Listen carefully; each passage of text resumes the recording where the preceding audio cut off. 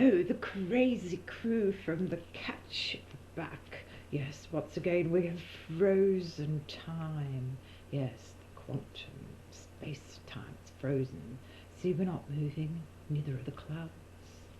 So there, that proves that, doesn't it, Rosemary?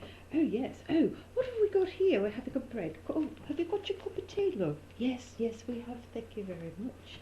Oh, Mildred, would you like to read this one?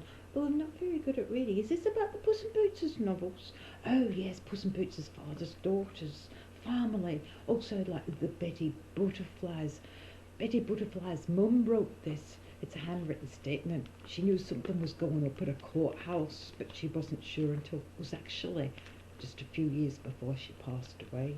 But anyway, we'll try and get on with this. To whom it may concern, I think she wrote this sometime in either late 1971 or sometime at least in 1972, because I know that they moved from that area just before the daughter, Puss in Boots' father's daughter, turned 3. To whom it may concern, my name is such and such Butterfly, and I'm separated from my husband, such and such Butterfly. He was a wasp. Yes, yes, we won't call him a butterfly then. My date of birth is the such and such 1940, and my husband's is the such and such 1939. I hold a current Victorian inquiry agent's license. Oh, she was a spy, was she? No, no, not like, spies blackmail people and do horrible things. No, no, no, she was a PI.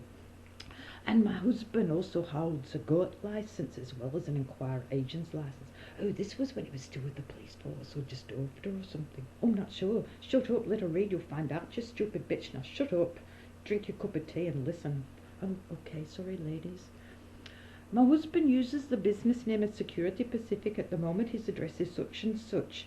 Oh, actually, Unit 6, number 767, Punt Road, South Yarra. I'm writing this as I fear for my life and the lives of my little baby butterflies. I have 2 butterflies. The eldest is such and such Butterfly, and the other one, Betty Butterfly. Since April 1970, my husband has made threats to people, and his behaviour became rather erratic.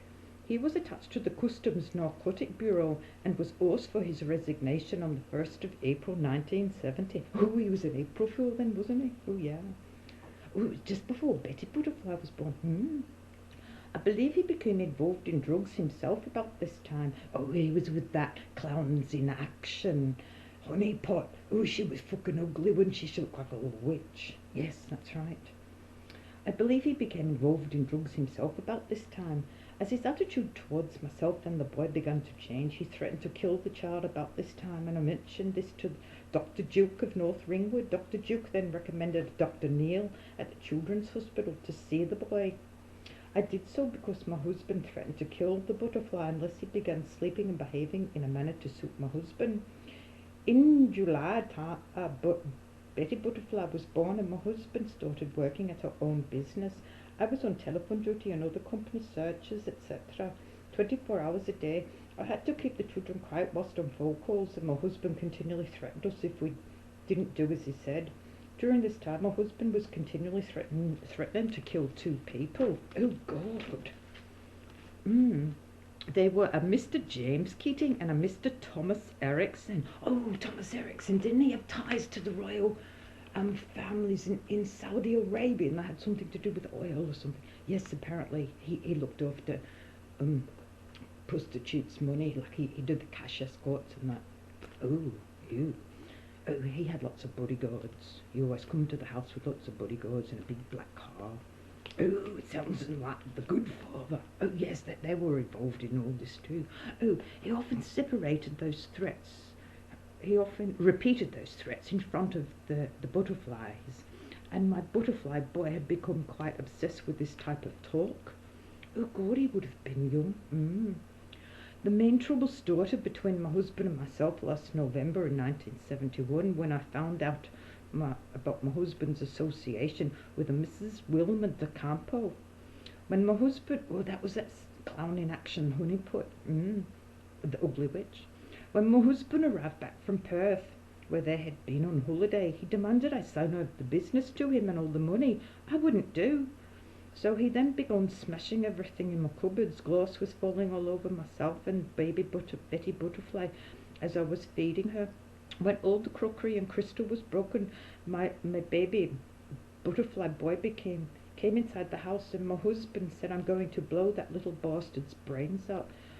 Baby butterfly boy ran screaming from the house. My husband ran out the front door to his panel van. I grabbed baby butterfly boy and ran out. And as I was passing the van, my husband was loading his revolver.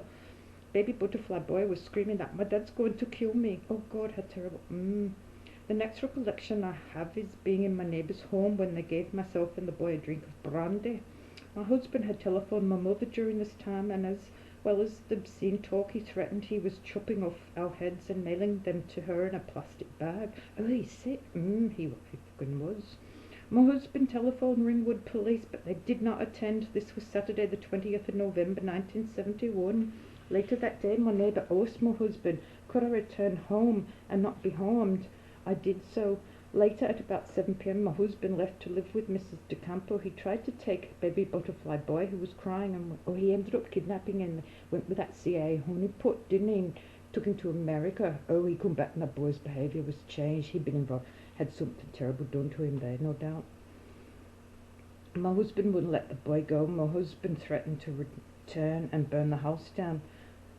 This threat to burn the place was made repeatedly, and he ended up doing that, didn't he? Yeah, part of it. This threat to burn the place was made repeatedly, and my baby butterfly boy had been terrified every night since that his dad will do so. He often wakes and tells me his dad is outside the window. He has been too scared to sleep on his own, and continually talks of a fire starting and his dad's threats to blow his brains out. I did receive a visit from the Ringwood CIB, Criminal Investigation Bureau, on about the 23rd of November 1971. They had heard of trouble at my home, but I was too frightened to tell them, other than it was just domestic. My husband returned to live with me about the 10th of December. He continued his association with Mrs. De Campo, took her to Brisbane in January, made me drive him to the airport. I did so because I was frightened. From about April 1970, I was increasingly from July 1971, I had been receiving telephone calls all hours of the day and night, mostly just silence, but on occasions metallic tapping and sometimes low, horrible laughter. Oh, she used to phone and say the clock's ticking, whose brains are going to be blown out. Oh, she was fucking terrible. I blamed Mrs. De Campo for this, but began to think then it was both of her and my husband trying to drive me away from home. These calls never happened when my husband answered the phone. On occasion I had paid a neighbour to answer the phone while I went shopping, and she received the mystery calls also.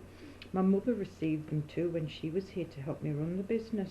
On February the 20th, I went to Mrs. De Campo's flat when my husband had been since the previous day. He came downstairs and punched me and grabbed the boy. I telephoned his mother to reason with him, as I was frightened for the safety of the baby butterfly boy. During the next week, my husband returned the boy, but when I refused to continue to run the business while he lived with Mrs. De Campo, who became violent, threatened to take the boy again. I ran to a neighbour's and rang the police. This neighbour was frightened as her child was outside, and my husband was threatening to kick in the door, and we could see his gun.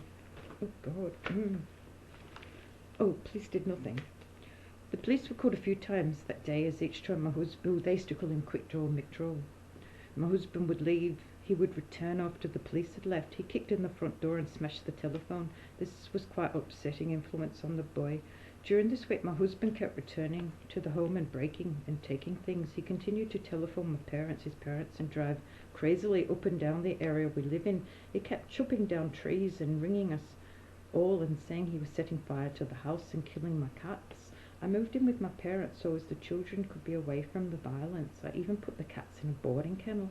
He rang his own parents so much that they asked his brother to come to Melbourne, as they feared he would kill us. His brother was the undertaker. I think he helped him dispose of those people. Oh, I'm not sure.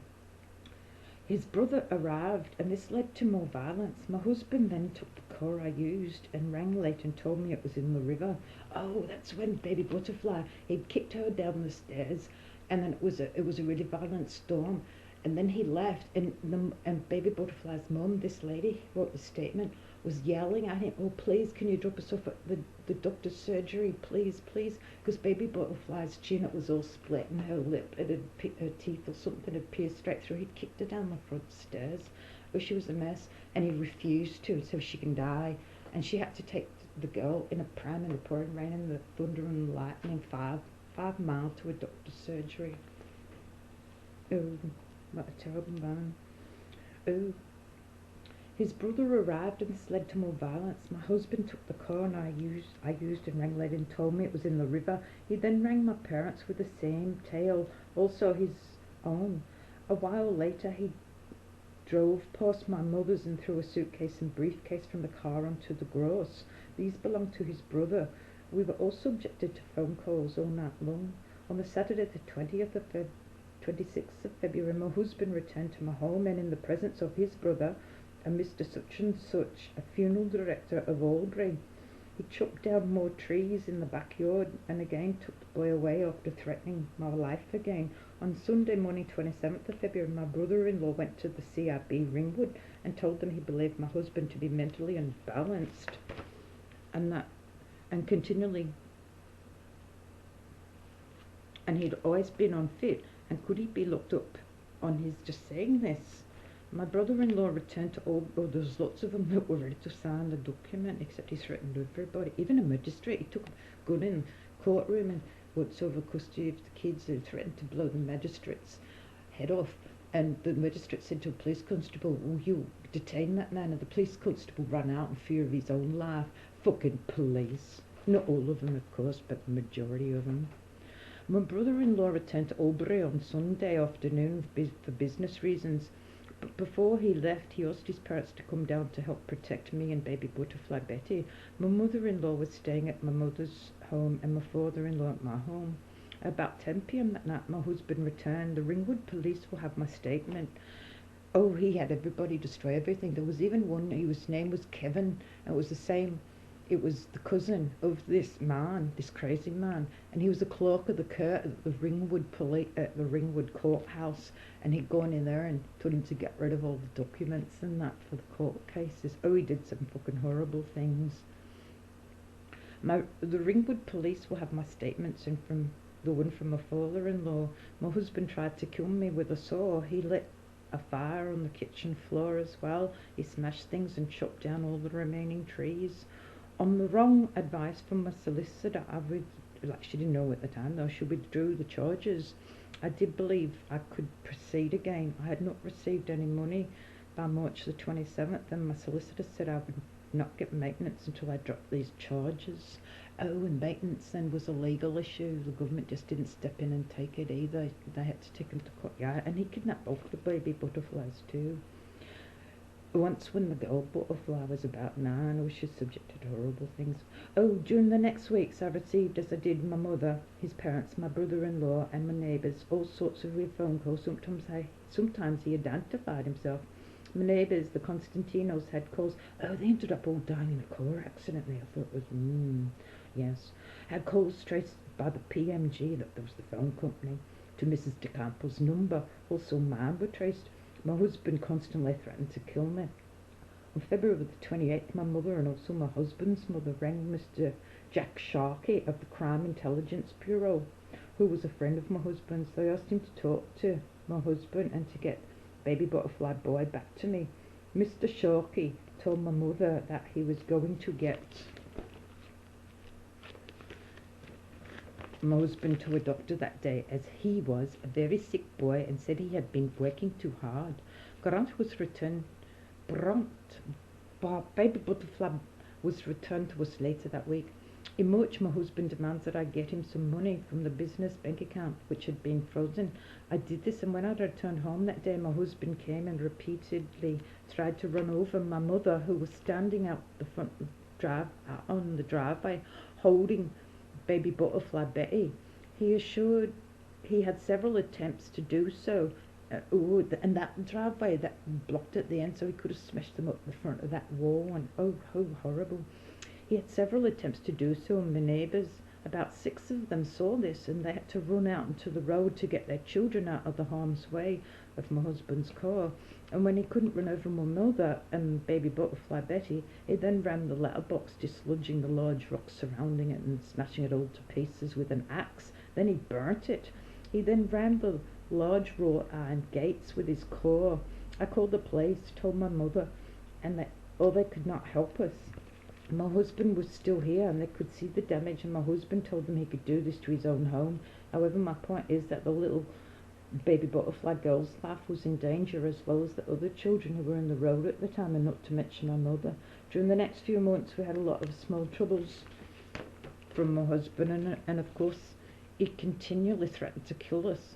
In July, he threw a rock through the window. 1 hour before this, he rang my mother and told her I was going to be killed.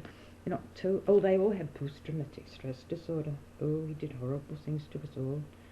In October, he come to the house threatening me as well. He then threw the rubbish tins out onto the roadway and drove over them. I called the police, and my next-door neighbour even told them what she had seen and heard, and I couldn't get any help. Oh, they given statements to the police and everything, because they saw him with the gun threatening us all, and oh, it's horrible. I do have a Supreme Court injunction, but I realise that these things are minor to the police. However, I should be sarcastic. However, where children are concerned in major events in their lives, of fucking course. On Wednesday, 18th of October, I had my car put burnt. My husband, he had my place under observation all morning from 11:15 until I left at 2:05 p.m. I have made statements to the police regarding this. He is seen by my mother and also a neighbour in the area. I had often rung the police over the past few months when I had to leave the place, as I feared that this would happen. I even rang my insurance company about 10 days before this, as my husband had been sent my insurance policy and only returned part of the contents in the envelope. This happened because he has a redirection on the mail at the Ringwood post office. He, at that stage, still had all his mail coming to my house, business mail also, and that was 8 months after leaving the house. I have continually complained at the post office, as he has often been sent my mail in error. Yeah, he knew everybody.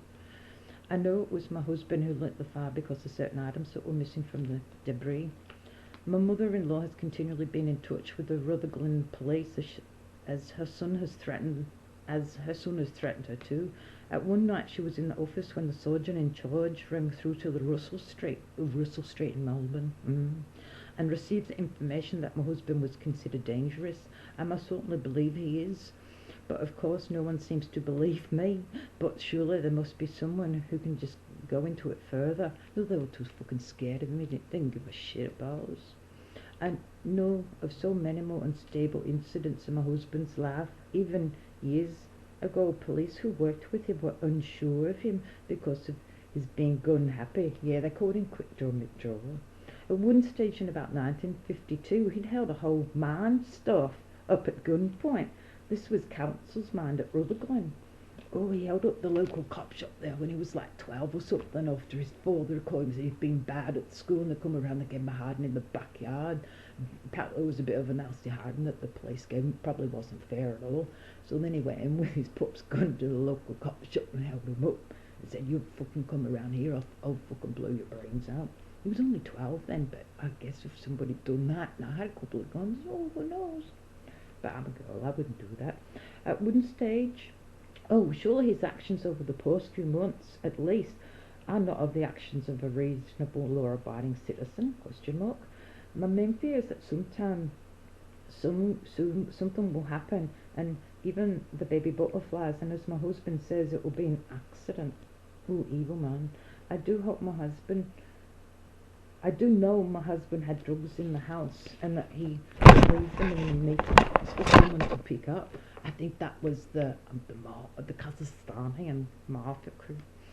He even boasted to me that he would be joining the other side, the dark side, when he left the customs. So he did, and he ended up doing stuff in Mexico with snuff movies and cocaine with the agents. About August 1970, my husband was involved in the burning of a building in the city. Oh, that was Tom Erickson's, and he brought home souvenirs from the office where he burnt it. His ashtray and something else, I believe. Oh, speaking, he even boasted to my parents that he had fixed the big guy. This was, oh yes, Tom Erickson's office, and my husband and the company of another policeman were in the building before the fire. Also, my husband brought home goods from the fire. He also told me to tell the police that he'd been home all day if they'd come to see me. They did not. She said if they had, she would have told him. The policeman who was with my husband that day had been suspended from the force, and I believe for the events an accomplice had been jailed over. My husband was in the Victorian Police Force until August 1969, when he joined the Customs Department, leaving there on the 1st or 2nd of April 1970. My husband has a collection of guns, and I'm frightened of him. I have statements from his parents saying that he needs treatment. Oh, he got a fucking arsenal of fire magazines and all sorts of fucking shit. What he's waiting for Armageddon or some fucking thing. Yeah, shut up, let it read, okay? My husband is suffering because of the deeds, and Miss Burnett Wirrawong has had a lady from something Bowery Clinic talk with me about the problems my boy in particular has. I do need the help of someone, please. Butterfly. Oh, there was more too, but a butterfly bit and shredded them because she thought the police were going to probably raid a house and take everything. That was not long after she'd moved to the newer place. She got all worried and everything when she come across these documents, because she knew her mum had talked about it, and she'd had them all in 2 separate folders. So she kept some of them. She's made lots of copies and that to relevant parties, in particular one document that outlines all the prostitutes. Oh yes.